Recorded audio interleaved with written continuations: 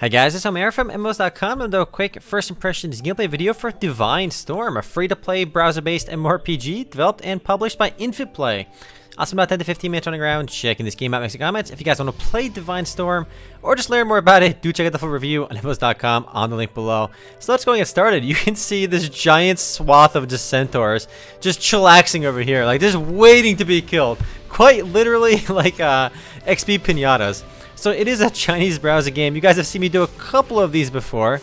Largely they are pretty similar. I'm playing this one on Facebook's Game Room. I actually wanted to download and try Facebook Game Room. It's kind of like their client for playing all the Facebook games. I figured might as well use this game as a try to check it out. But it's very similar to other Chinese browser games in that it's largely on autoplay. If you click Shift plus A, you can just start grinding this area. What's remarkable about the autoplay in Divine Storm is it kind of takes it to the next level. Whereas a lot of games require you to click like yes or click next quest, next quest, next quest. This is a game that can truly be played hands off. So actually, I think Sean told me he actually ended up playing. He made his character, and what happened was he was about to make his character. He's in the character creation screen, and he goes to get a sandwich.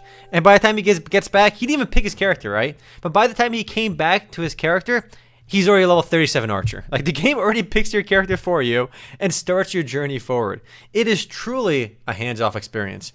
In fact, I am not moving my mouse at all, and we'll see how far it gets. And actually, with all these quest prompts, human, no one can eat humans. You are human. Yeah, human. That is some top keck dialogue right there. But even if you literally click nothing, the game actually makes all the choices for you, so it even gets through a lot of the dialogue options for you. So if you leave the game running in the background, even when you're doing something else, it's literally playing, getting quests, and playing and doing the whole thing for you. I did find it pretty hilarious that it picks your class for you as well, if you don't choose it right away. But, I mean, casually look at this game, the world design in a lot of these browser games are kind of all over the place. Like, you see the monsters the way they are. Like, this world is literally run amok with these fairies and these demon fairies and enchanted fairies. Like, these worlds are so oddly put together where everything is just like, they're everywhere. And this lady wants to click the complete button. And if you do, you can level up faster, but again, you don't need to. It just kind of does it all for you. I do want to say at least, though, the animations and whatnot are actually quite good. Visually, it's decent. But honestly, the best way to look at these games... Oh, do we have to actually pick a guild? What if we don't pick a guild? Will it pick one for us? This is the real test of having to play or not. Oh, man. Oh, this might be the first time in the game I have to actually click something. Like, otherwise, the game literally will not progress. So, we're going to click apply over there. We're good. Alright, nice. Get that quest too, and we're back to grinding. Good for us. But I do want to say, this is a game you cannot really compare it to a traditional MMORPG. And I think if you compare it to an MMORPG, you will get kind of upset, right? Because I think for most of us, this is not what an MMORPG is. However, if you compare this to something like Cookie Clicker or an idle game, any of those Clicker Hero style games, I feel like then you have a pretty good comparison. I mean, I actually like the idle games, right? And I've played... I played Cookie Clicker, I've played Adventure Capitalist, I've played Clicker Heroes, and I play these games very casually. I leave them running once in a while, and I quit after a while. But the point is, I find those games somewhat relaxing and fun, and I feel like if you have that mentality towards a lot of these Chinese browser games, you can actually have fun in these games.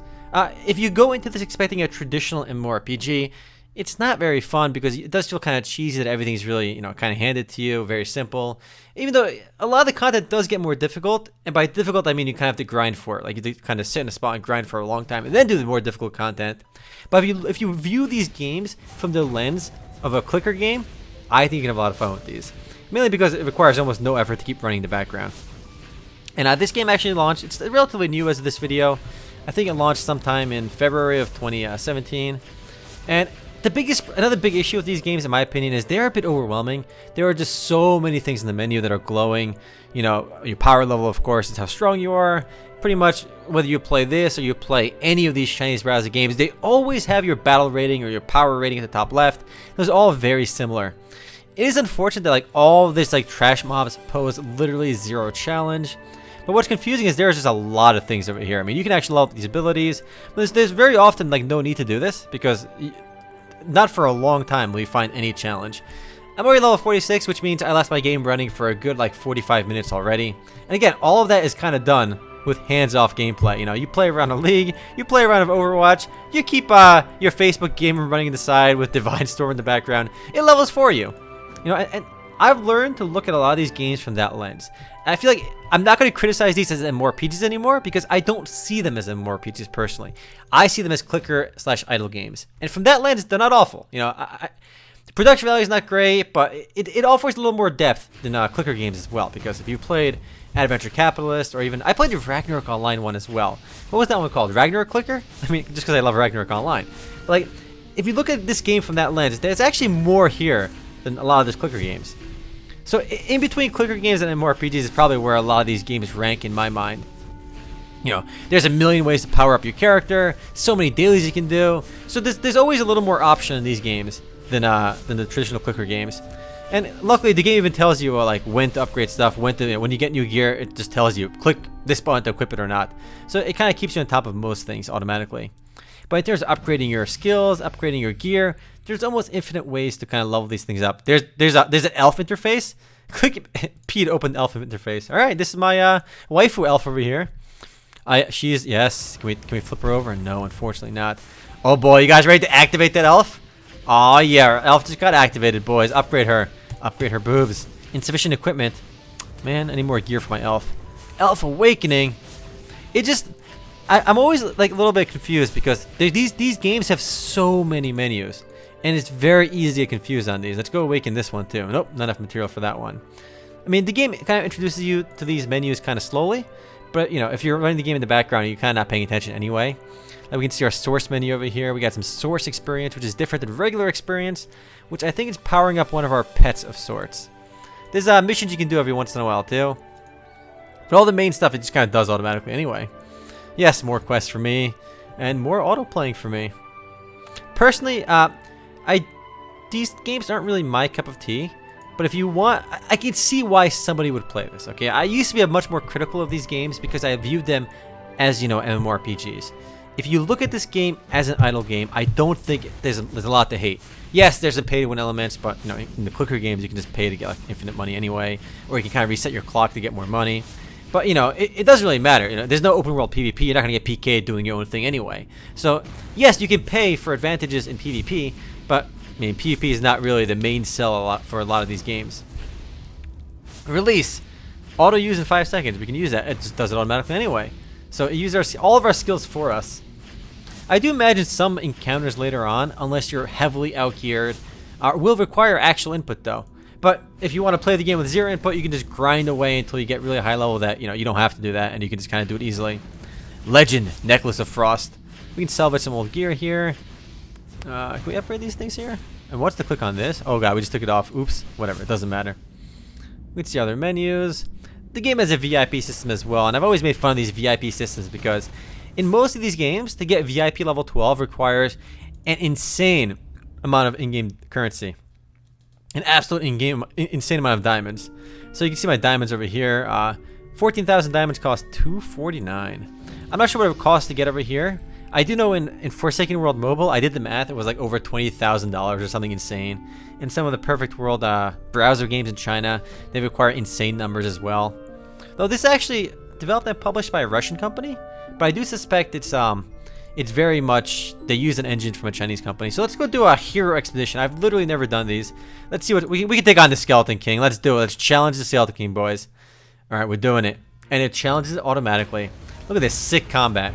I think you can only do these once in a while, and you have a limited time. And if you do so, oh, recommended power 10,000. Oh man, we are under leveled for this. And oddly enough, he does like 0 damage gaming. The only chance I have of failing this is the fact that I might run out of time. But it's kind of lame that you really can't die to this guy. And like, I'm looking at my abilities, right?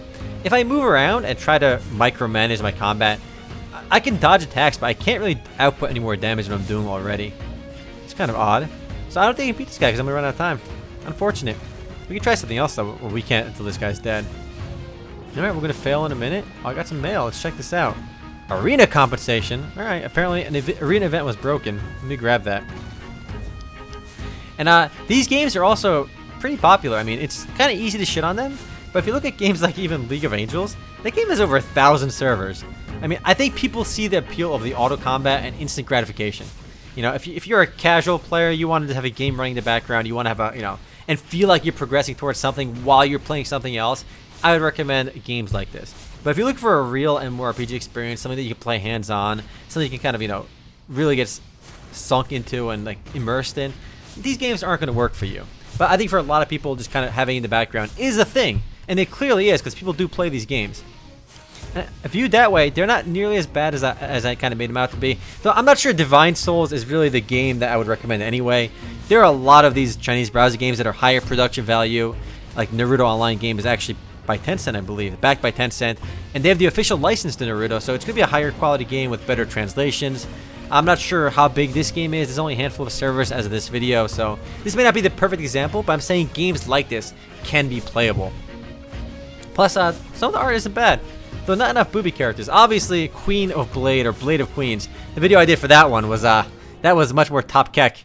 Don't give up. Complete more levels. Get more power. Oh man, I got wrecked in the Hero Expedition, boys. Give me that daily. I'll feel better about it. I don't want to buy that from the Diamond Store. All right, daily payment gift. I can't get unless I pay. Shucks. There are instances too. We're gonna go do the Hero Expedition. We're gonna do it on the. Can we do the Skeleton Mage or can we only do the Skeleton King? 10,000 power. All right, we gotta do that one. 23,000. We can't do any of these right now. We suck. And you can do these on various difficulty modes too. And these games always, oh, what an investment. Grow rich, increase your wealth. Invest 688 diamonds to get, wow, look at this. Look at these diamonds. This is actually pretty funny. So this is so weird.